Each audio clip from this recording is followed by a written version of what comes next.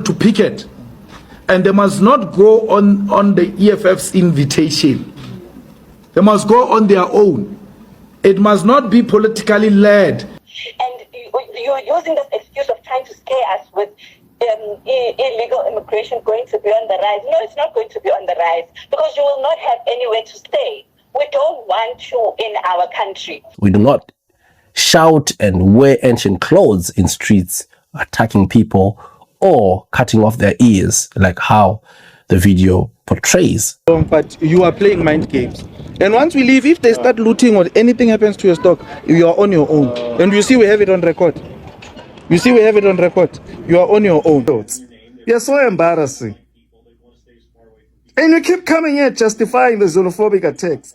You're still coming here. So a South African has been attacked in Congo and it is not looking good at all. And there are some Arab Muslims in South Africa that are complaining about an invasion into their mosque by this Match people. And they are complaining strongly to the authorities. Also, you remember I shared a video here talking about the white people wanting to separate themselves from South Africa. Now they've been invited to the United States and they are in America currently as I speak. Julius Malema is speaking in this video, and also Jacinta was talking to someone on phone, and it is actually recorded, so it's a whole conversation. I would like you to just pay attention and listen to that recording too. Don't forget to like, don't forget to subscribe. You don't lose anything by liking. Just give the video a thumbs up. Let's go into the videos.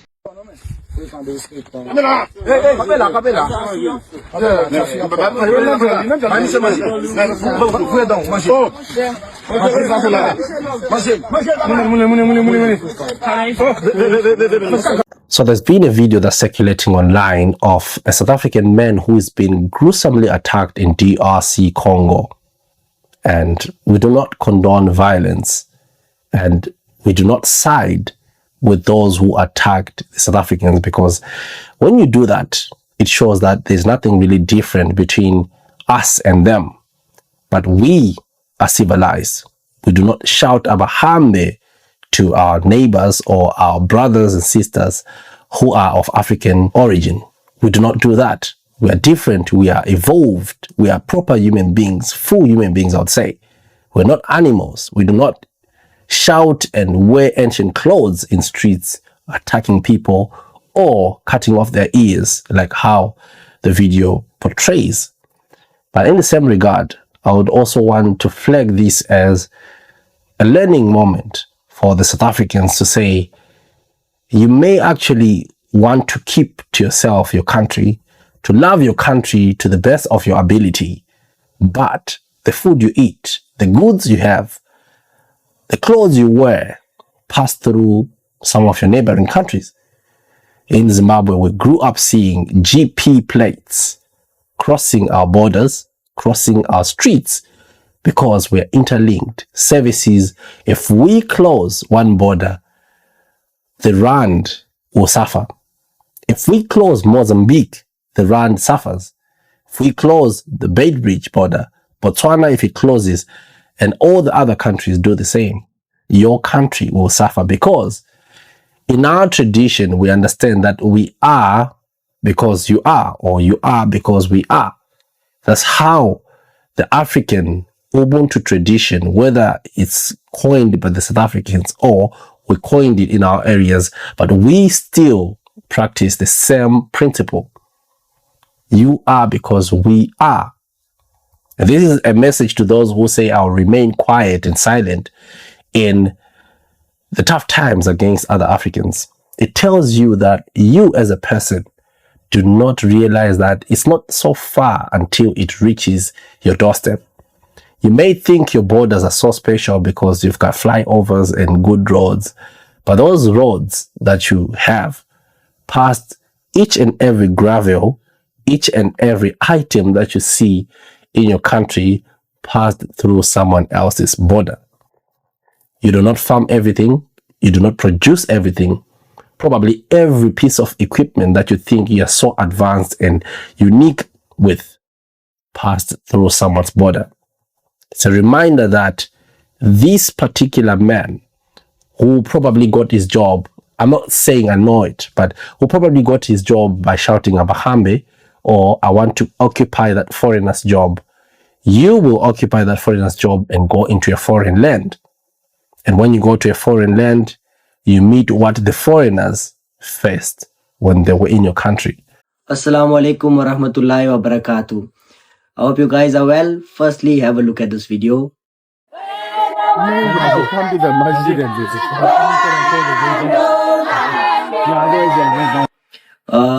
Today in South Africa, KwaZulu-Natal, Pietermaritzburg, on the date of the 10th of July. It was our special day, one of our special days, a Friday, it's a Juma day. We go to read Salah in the masjid. So today, while it was Juma time, the March people came with WhatsApps and they came to the masjid, and outside the masjid, while the people were reading Salah, they started making noise, they started dancing, they started singing, and then the SAPS people went into the masjid, and so did the March people also follow them. They went inside with their shoes, but we as Muslims, before we enter the masjid, there is a place where we make wudu, where we wash ourselves, and we take out our shoes, and then we go into the masjid. These people just enter the masjid like that. And then they went in the masjid while the people are reading Salah. They started searching them, looking for people who are undocumented, looking for illegal immigrants. We understand that SAPS is doing their job. SAPS need to be professional and confront that person and tell that person, we need to conduct operation. We're looking for illegal immigrants and we need your help for that. That is the correct way. And the people of the March should not be involved in this. The responsibility to enforce our immigration laws is a responsibility of the state. The March people have no right to check people's document, and they have no right to enter the prayer place. It's a place of worship. They have no right to go inside. All the religions in South Africa needs to be equal and they need to be respected. All religions should be respected and treated fairly. They should not treat any religion unfair. And I would like to request the leadership of South Africa to please take action against us. The reason of this video is to make you all aware of what's happening in our country. Jazakallah.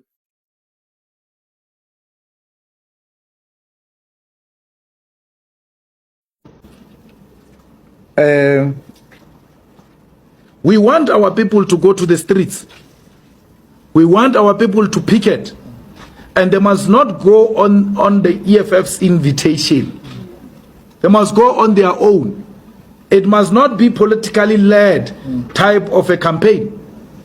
It must not be led by NGOs, because most of these NGOs are financed by government, by a business, which says to them, one of the NGOs was saying to us, no, we can't protest on Wednesday because we can't get the support of business. I'm trying to promote EFF here, but these things are too hot. Yes. I'll end up collapsing here with this advert of the EFF. Now, NGOs are given money by business. So one of the NGOs was saying to us, don't march on Wednesday because we will not get the support of business. Business will not agree to close and shut down and all that. Let's march on a Friday. So we can operate like that. We cannot be run by business. In the same way, we are not run by government. There's no business that controls our action. So we want a mass-led type of a protest, which it will not be politically aligned, which will not be NGO business aligned. It will be genuine concern by South Africans. It doesn't matter whether they are 10, it doesn't matter whether they are 20, they just go and occupy some bridge with placards. That's what we are calling for. Every individual in South Africa should say, not in my name. The US government is now officially meeting with pro-apartheid South Africans. Again, the United States ambassador to South Africa is now publicly meeting up with pro-apartheid South Africans who want to create their own country in South Africa, and is posting them to their Twitter, proud to meet with them.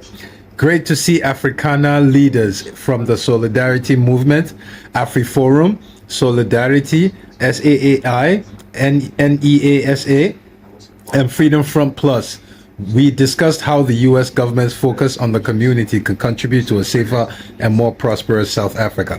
The problem is, all these organizations he named, AfriForum, Solidarity, SAI, NESA, and Freedom Front Plus, are all pro-apartheid white supremacist organizations. Y'all are out here killing. Now they're getting official backing from the whites, from the U.S. government. Y'all ain't seen shit yet. I need you to listen to this voice note or this discussion between the chair and Jacinta Ngabashizuma. And then I want you to tell me what you think, because I think she's completely missed the point. But have a listen to this and let me know. Jacinta? Hello, Chair, can you hear me? Yes, I can hear you. Thank you so much. I just feel like, Chair, the problem here is that it's like we are with people who don't understand why we find ourselves here in the first place. Because they are the ones that took the government to court to continue to insist that they must stay in the country. And trust and believe me, if we felt like Zimbabweans are good citizens that we can live with, then I'm sure we wouldn't be here today. So we find ourselves here, and I feel like we are dealing with a psychological issue more than we're dealing with the legal issue. I think psychologically, Zimbabweans don't think that they're Zimbabweans. I think in their heads, they are convinced that they're South Africans. And that conviction comes from the fact that they have been able to use our laws in a way that favors them. And they thought that they are going to be able to do this long enough while we as South Africans are getting drunk, as they always say, and being uneducated, as they always call us. So I think what should happen today, Chair, is that Zimbabweans are supposed to be using this platform to make us, even as citizens, who are tired and fed up with them, to believe that they are actually people that we can want to live with. But unfortunately, they're doing the complete opposite. And they're reminding us exactly why we don't want them in our country anymore. Because ever since this conversation started, it's me, this. It's, I have been doing this and therefore I need to be here. As South Africans, we haven't heard anything that benefits us as citizens from Zimbabweans. Why must we keep Zimbabweans on ZDPs here? What is so special about them that makes them believe that they need to have documents that are different to other people? Because we have established that this was a temporary solution, but they refuse to accept that. We have established that it was illegal even for the department to give them those documents back then, because they allowed these people to come in without even consulting us, and that's why now we are consulting. And the time that we're consulting, it's like trying to take spilt milk and put it back in a carton. It's spilled. It's not going to go back. So right now, I think psychologically, Zimbabweans need to understand that it's not about you having documents only. It's about the fact that South Africans no longer want you in their country. You are a Zimbabwean, which means the same way you had to adjust to coming to South Africa is the same way you have to adjust to going back home. It's not going to be that difficult because it's your home. Even if you leave home in Kumbule Kaya, we see people leave home for years and years, but they still go back and it's still their home. And there's someone telling me here that I'm generalizing. I'm going to generalize because I'm talking about Zimbabweans here in majority. If I was talking about Zimbabweans in minority, then I wouldn't have to generalize. So I'm generalizing because Zimbabweans need to psychologically accept the fact that even if there's Seri or even if there's Helen Suzman Foundation, even if those people stand behind you, the people that you are now trying to integrate with later, that you have been swearing at and calling names and ridiculing and telling them you're not going anywhere, do not want you in their country anymore. And you're using this excuse of trying to scare us with illegal immigration going to be on the rise. No, it's not going to be on the rise because you will not have anywhere to stay. We don't want you in our country. We just want the laws to enable us to reiterate that. Because currently, you guys having ZDPs makes you believe that we want you to still be in our country. So remove those ZDPs, and they speak exactly to what South Africans want. And that is people who no longer want Zimbabweans in their country. I think that's the psychology that we need to keep repeating in these sessions over and over and over again. And that is my submission, Chair, that right now, yes. Can we make it very clear, colleagues? I don't think the statement is correct. What we don't want in South Africa is people who are illegal. ZEP holders are legal in the country.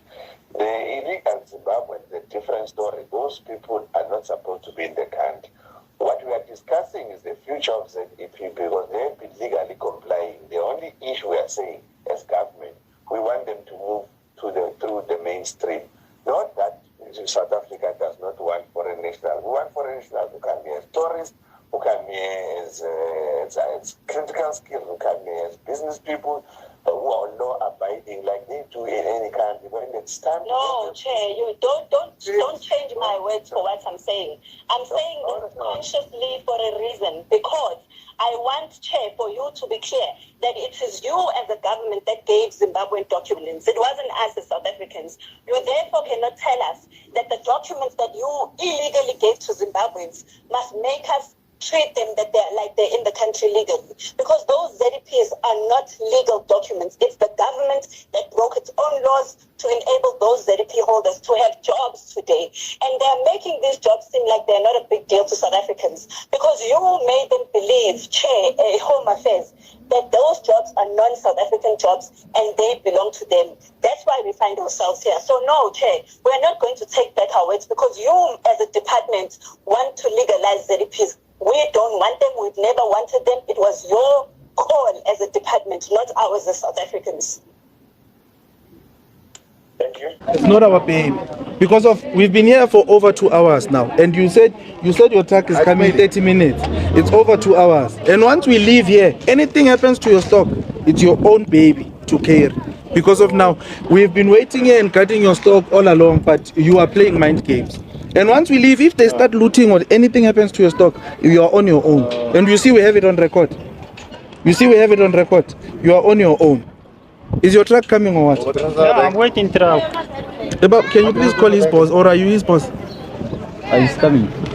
Okay, can you please call him? He's crying for Alexander. He's from far. He's coming. Stop lying. I know where your boss stays when.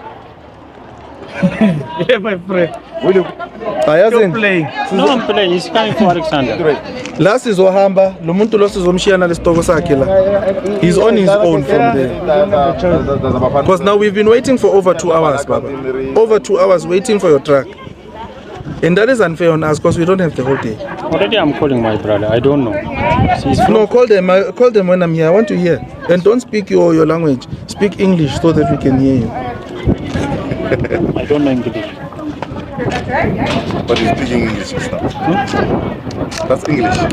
English is not my language. Also, your language is not our language, but we are trying to accommodate you again. And you here in this country, you can't speak your language. He says, how can I go home? His home is here. How? Home is here. This is your home? You are drunk. You are drunk. Where's home? You must go back home, Baba. Okay, let me ask you. Why you guys don't want? Why don't you want to go back? He is busy, Baba. His home is on top, Baba. Don't tell me nonsense. Don't tell us nonsense. Let me ask you. Why don't you want to go back to your home? Serious. For me and for you is busy. Yeah, boy. This boy is saying, if this is your home, why you talk Pakistan? For all his home is on top. I don't know Pakistan. Are you Ethiopian or are you Somalian? Somalian. Yeah? Somalian. So why don't you go back to Somalia? Why I'm going? To Somalia. Why I'm going? You must go back home. Yeah. Why are you here? Why are you here? You don't even have the proper documents to be here. Somalia also. Yeah? Why are you here? Why must I go to Somalia? No, I mean my country of origin. Why you run away from? Why did you run away from your country? No, it's fighting people. Okay, if it's fighting, why does the fight only affect men? Because you left your women there. You left your women there, but the fight only affects men. Everybody is that. When you are lying. Here. Let me tell you, when I know you are from Al Shabaab or whatever, you are a terrorist. You are a terrorist.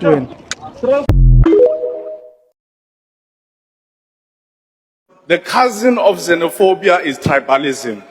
The cousin of Afrophobia is tribalism. The two are simply inseparable. Mr. President, what should concern you even more as head of state is that these vigilante groups are not operating in secret. They are breaking the law openly in front of law enforcement officers. They are building and assaulting people in front of the police. Why should we not believe that this violence is state-sponsored? Why should we not believe that this anarchy is sponsored by you as the state when crime is committed in front of those who are supposed to be custodians of the law? Where is the voice of the Minister of the Police? Mr. President, when you rise and respond here, you must reiterate and outline what you will be doing to address this crisis before more South African lives are lost. What happens if the rest of the continent says we're going to boycott South African products? What happens to South African economy? You are beating us up and you want us to buy your oranges and wine or whatever. We're not the oil. And all of that. And we're not going to sell you anything and won't buy from you. And that is what these dumb asses that are doing these things don't know. Imagine watching this dumbass video. He's saying, let's boycott these motherfuckers. He means let's boycott the entire Africa. You guys want to boycott the entire Africa. How do you intend to survive? Okay, let me give you an example. Imagine you have a big store with everything you need in there, but you don't have a customer to sell to. How do you intend to make money? Imagine we don't sell for you guys, we don't buy from you guys. How do you guys intend to make money? How do you guys intend to survive in that country? Okay, let's assume you guys invest very hard in farmlands, in farms, right? Do you think what you guys are producing in that country can feed all of you? You guys need to import things. Imagine we don't sell from you, we don't buy from you. Which European country will now go sell for? You guys are stupid. You guys are killing your country. I'm telling you, right? If African leaders would have to get serious with South African government, right? South African government will start shooting you guys that are doing these things just to stop you guys, because this is the highest level of killing a country. Do you know how many years it will take South Africa to recover? They will need to reestablish trust with investors before investors come into South Africa. That's one. Tourism killed. Businesses killed. Relationship with African countries killed. Small sponsor shop that made life easier for you guys killed. I know as of this point of life, you guys have started realizing the mistake you have made, because you are already begging them to come and open the shops. So you guys will chill, because this is just the beginning of your problem. We have a national anthem. It says Nkosi, like my last name. Sigelela i-Africa. It doesn't say Nkosi, Sigelela only i-Republic of South Africa or only the Zululand. Okay? So what do you mean by that song? Nkosi Sigelela i-Africa. But you don't see your fellow African brothers and sisters as family. You see them as enemies. He hasn't sung any. Even to education is sasegcwele la. No, we are still the same. We are dumb and stupid. We are idiots. We are so embarrassing. And you keep coming here justifying the xenophobic attacks. You're still coming here. South Africans were all over Africa, given refuge. They were all over Africa. You don't even know your immediate neighbors are a part of you. Even Amandebele, the Zimbabwe, they are your blood. Okay? Amaswat, La Eswazi, are your brothers and sisters, same blood. Abasuthu lapha, same blood. Abatswana laba, same blood. You cannot kill your own brother and sister. You are Mumu. That's why Nigerians call you Mumu.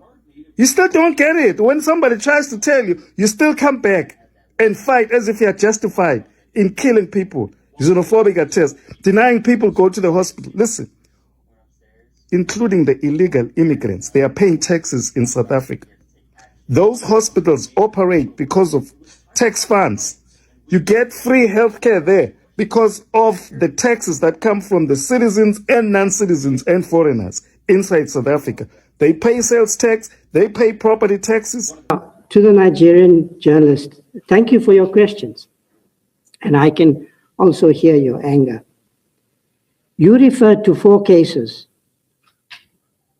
I encourage you to give me that information and I will follow it up. But the purpose of your question was to suggest that Nigerians are a special category of people who are being victimized in South Africa by virtue of their nationality.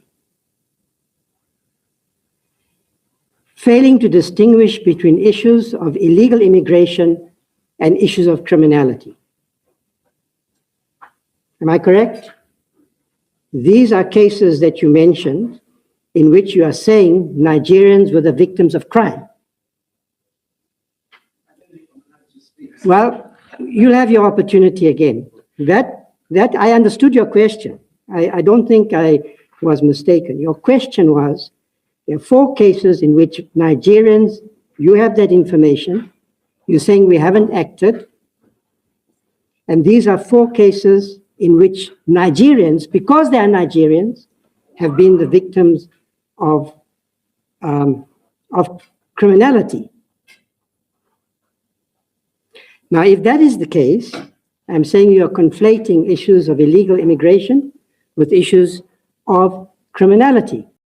Okay. So you eat until 10 o'clock we start. At least then you have 7 hours to work. Okay. And not 6. If you take 1 o'clock to 2 o'clock lunch, it's 1 hour gone again. You can make 30, 50 rand, whatever it means. Okay, we understand, Mr. Frederick. You said you can. How many people are here? We don't have the amount. Yeah? We are not sure about. We are not sure about the amount. I think they I think that side are able to take 50. That side?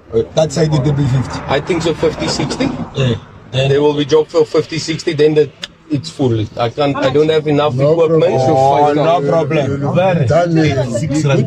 And then maybe 10, 15, max 20 guys. Anti-immigration protests in South Africa turned to door-to-door raids. Anti-immigration protests in Johannesburg have intensified, with groups reportedly going door-to-door to remove suspected undocumented immigrants from their homes. In the Alexandra township, protesters were seen forcing entry into houses and handing individuals over to police. Among those taken were foreign nationals, including a woman and child from Malawi. One man told reporters he was legally in the country under a Zimbabwean exemption permit. Similar marches were reported in Soweto and the coastal city of Durban, with organisers calling for tighter border controls and mass deportations. The protests come amid rising anti-immigrant sentiment linked to high unemployment. Cyril Ramaphosa has warned against blaming immigrants for structural challenges, stressing that law enforcement remains the responsibility of the state. Meanwhile, thousands of foreign nationals have returned to neighbouring countries citing safety concerns. Authorities have increased police deployment as tensions continue. Listen, this is not something that we should encourage, honestly. I am being very honest here. DR Congo, I guess, please, this is not looking good at all. You guys, most of you speak French, but anyone from DR Congo who speaks English, please talk to your people because this is not good. Cutting off is here. This is not good at all. This is not good. We don't have to retaliate, and even if we are going to even retaliate, I don't support any retaliation, trust me, but even if you are going to retaliate, not to cut someone's ear, no, that is too extreme. That is too